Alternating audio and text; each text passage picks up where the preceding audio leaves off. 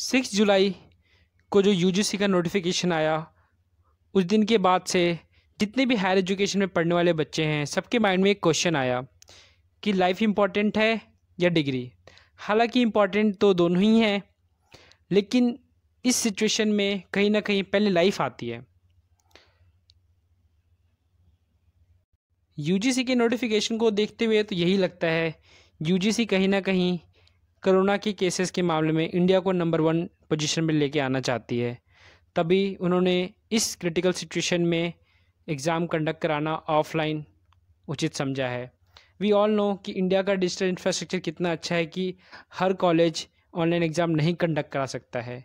And जो भी counsellors हैं, एग्ज़ामिनेशन कमेटी है, वो इनोवेटिव मेथड पे सोच भी नहीं रही है। उनके सामने बस एक ही है कि हाँ, ऑफलाइन एग्ज़ाम कंडक्ट होगा, पेन पेपर होगा, बस।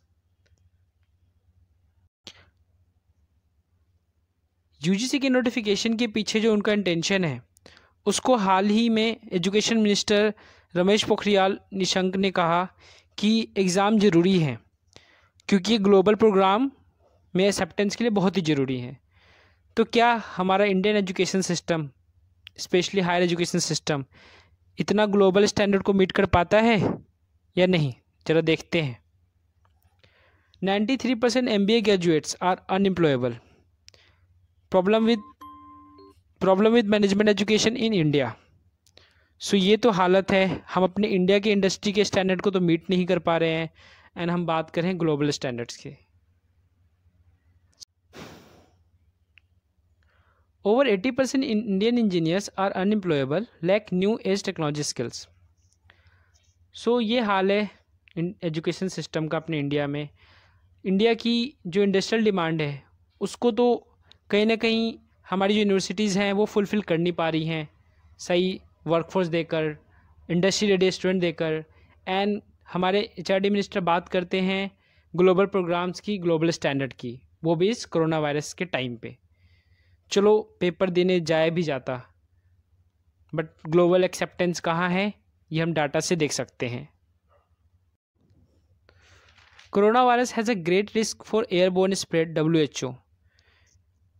एक साइंटिस्ट का कहना है कि WHO को अपनी जो गाइडलाइंस है उसे रिवाइज़ करने की ज़रूरत है क्योंकि कोरोना वायरस अब एयरबोर्न हो चुका है। तो क्या इस सिचुएशन में जितने भी इंडियन यूनिवर्सिटी हैं जिनको यूजीसी रूल करती है, उनको ये डिसीजन देना कि नहीं, आप एग्ज़ाम कंडक्ट कराइए, ऑफलाइन कराइए, ऑनलाइन कराइए। ऑनलाइन तो समझ में आता है, चलो कोई नहीं, बट ऑफलाइन कराना, एग्ज़ाम बुला के कराना सही है या नहीं?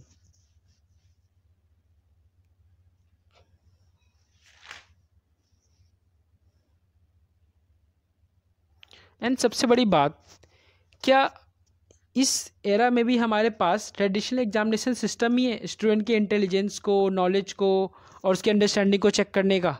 कोई और तरीका नहीं है? तरीका है, तो जानते हैं कौन से तरीके हैं वो। हम इन तरीक़ों से स्टूडेंट की लाइफ भी बचा सकते हैं, उनको डिग्री भी दे सकते हैं, और इंडस्ट्री की जो रिक्वायरमेंट है उसको भी पूरा कर सकते हैं। सो पहला ऑप्शन है कि प्रोविजनल डिग्री दे दें, जो भी उनके एवरेज मार्क्स रहे प्रीवियस एग्जामिनेशन में उसके बेसिस पे। सेकेंड वन, कि केस स्टडी बेस्ड असेसमेंट हो जाए बच्चों को केस स्टडी दिया जाए ताकि बच्चे उसको सॉल्व करें।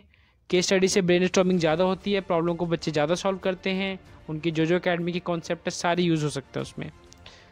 थर्ड वन, असाइनमेंट दिए जाए जो क्रिटिकल थिंकिंग को इनकरेज करें, प्रमोट करें, ना कि रोट लर्निंग को।